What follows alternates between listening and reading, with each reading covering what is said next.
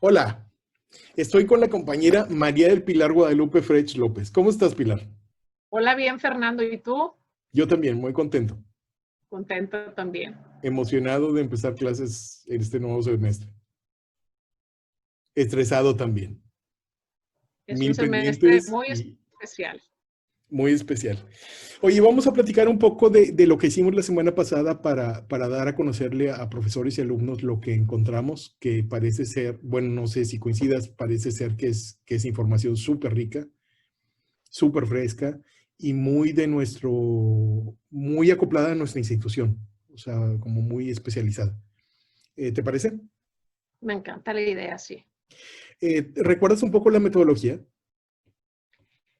Sí, lo que pensamos es cómo recoger esta primera experiencia que tuvimos como institución a partir de que tuvimos que trasladar todo a clases en una modalidad virtual. Y hay mucho que aprender y hay mucho que rescatar y hay muchas oportunidades que se nos abren. Entonces, lo primero fue a partir de la experiencia de los propios muchachos, decir, oigan, a ver, ¿quiénes de sus maestros pudieron cambiar la modalidad virtual de una manera pues muy fácil que para ti reconoces que eso se hizo muy bien y te ayudó en esta nueva modalidad? Entonces les pedimos que pensaran en los maestros que mejor que habían podido hacer el cambio mejor y que identificaran cuáles características esos maestros o que esas estrategias que habían utilizado para que el cambio fuera mejor. Y una vez que nos dijeron eso, lo siguiente fue, bueno, ahora sí, ya que tú como estudiante viviste lo que es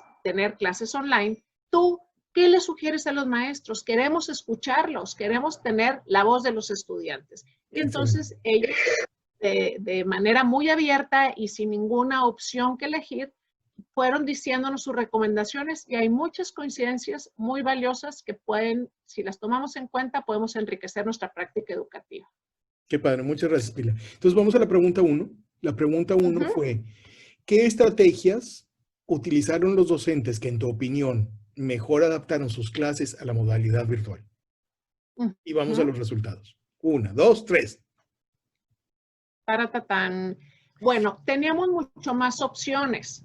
Eran como, creo que más de 20 opciones o más de 27 opciones en donde podían elegir y podían elegir varias opciones de lo que los profesores habían hecho.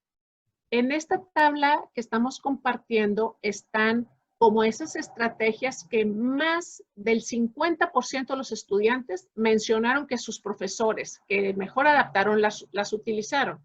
Entonces, aquí es muy interesante que voy a leerlas de mayor a menor. La primera es la claridad y la paciencia. La claridad de las explicaciones y la paciencia para comprender que es una modalidad distinta tanto para los maestros como para los alumnos. La segunda fue que se grabaran las clases, porque entonces ellos podían repetir, volver a ver y ser conscientes de la realidad que nuestros estudiantes y nosotros tenemos con el ancho de banda de la capacidad de internet de la casa. A lo mejor yo no podía ver bien, se me cortaba y cuando la tengo grabada, bueno, siento que no pierdo. Otro es un buen material de apoyo. El tener presentaciones visuales los ayudaba a seguir un poco mejor la explicación del maestro. Otro factor muy interesante que es más del 60% es el interés de los profesores de saber cómo estaban sus estudiantes, cómo van, cómo le están pasando. Es una situación nueva para todos. Otras de las cosas que yo junto a estas dos es muchos ejemplos y muchas preguntas abiertas. Y entonces es una manera de mantener interacción con los estudiantes. Y luego la otra es disponibilidad vía mail, es decir, los profesores dispuestos a responder preguntas, a atender cuestionamientos vía mail para poder estar en una interacción fuera del salón de clase. Otra cosa importante es la libertad en el uso de cámaras y micrófonos. Y entonces los alumnos se sintieron que cuando les daban esa libertad es un profesor que está adaptado a esta modalidad, que no es indispensable todo el tiempo el uso del micrófono y el uso de la cámara o el buen uso, A veces los micrófonos los necesito silenciados y a veces los necesito abiertos. Entonces, pero con una libertad, en un ambiente de libertad que creo que también va con la filosofía institucional. Otra es el buen manejo de las plataformas digitales, es decir, pudieron encontrar cómo adaptarse y fueron muy creativos los maestros para poder decir, híjole, yo estoy acostumbrado siempre a tener un pizarrón y ahorita no lo tengo porque me sale la letra muy fea. Ah, pero es que voy a poner otra cámara y en la cámara pongo, o sea, fueron adaptando para poder responder a lo que nos ofrecía en su momento la plataforma tecnológica que teníamos.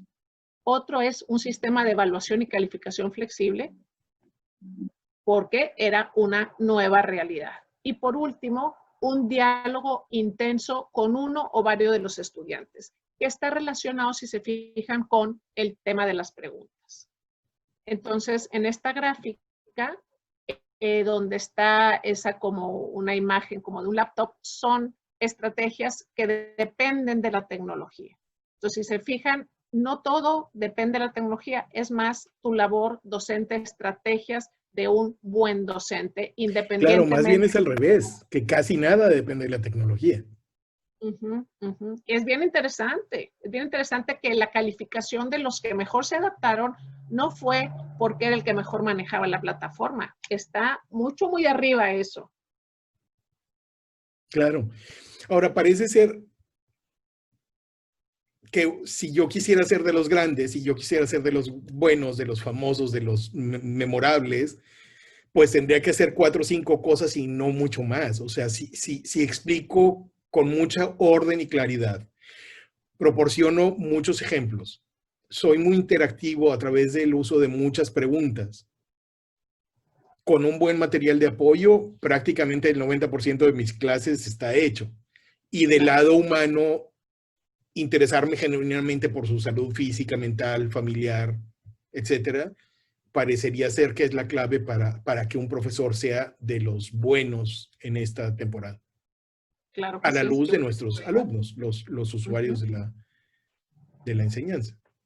Sí. Vamos a la segunda pregunta, Pilar. Sí. La segunda pregunta era, ¿qué sugerencias harías para aportar valor a tu formación online? O sea, porque a lo mejor el mejor de los mejores del semestre pasado se quedó corto, entonces a lo mejor tendríamos que decir, bueno, incluso el mejor de los mejores yo le recomendaría que. Y fíjate, volviendo, quiero hacer una aclaración. Esta pregunta es, estamos con estudiantes muy apasionados de su profesión, con estudiantes que quieren tener una educación de calidad, con estudiantes que quieren agregar valor, que no quieren un papel. No es cuáles estrategias para que termines rápidamente tú, sino que aporten valor. Y las respuestas creo que van muy encaminadas con esto de unos estudiantes apasionados en el tema. Y a mí me encanta que aquí son número de veces que se mencionó eso. Como eran preguntas abiertas, tuvimos que ir haciendo como la traducción y agrupando, es decir, cada una. Luego vamos a compartir esto con los profesores y van a poder escuchar la voz textual de las definiciones de lo que los alumnos entienden por interacción, por diseño de las sesiones, etcétera. Pero con más de 50 menciones de los, ¿cuántos alumnos contestaron? Más de 160. Más de 160. Entonces, más de 50 menciones hablan de la interacción. Yo les sugiero que para que pueda tener valor, lo valioso es la interacción. Y otra vez vuelvo es el modelo educativo de la LIB. Lo que enriquece es la interacción que se da entre los estudiantes y estudiante-maestro. Y entonces ellos están muy claros que el gran valor en la formación es que podamos dar interacción, no clases de monólogos magistrales echando un rollo el maestro 1 hora hablando, sino quiero preguntarle, quiero que me pregunte, quiero discutir, quiero que me cuestione. Entonces, la interacción aparece muy bellamente para mí como un elemento que nos sugieren los estudiantes para aportar valor. Claro, y es que creo que eso va al corazón mismo de la profesión. O sea, el interrogatorio, el debate, el diálogo, la fundamentación, la argumentación, el respeto a las ideas de los demás, la interacción, es quizá el corazón mismo de la profesión. Por eso los alumnos lo identifican como el gran factor diferenciador y la mejor recomendación que le puedo hacer a mis profesores. Que por cierto es la reina de las respuestas, o sea, es impresionante la cantidad de menciones que tiene esa respuesta en relación con las otras. A mí me llama mucho la atención, Pilar, esto de interacción, porque es por mucho la respuesta más enfatizada. Y me llama mucho la atención, puede haber dos explicaciones o puede haber una mezcla de explicaciones. Una es la carrera misma. Es decir, el alumno está esperando convertirse en abogado y por lo tanto poder interactuar, poder preguntar, poder interrogar, poder recibir respuestas, evaluar el valor de esas respuestas, contradecir, argumentar, fundamentar y probablemente también tomar el valor a las respuestas ajenas.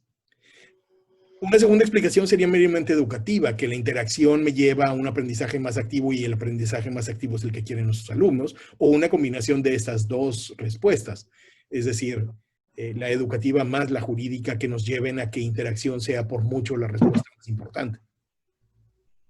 La otra cosa que llama muchísimo la atención esta tabla es que también el uso de la tecnología no es necesariamente lo más importante para nuestros alumnos.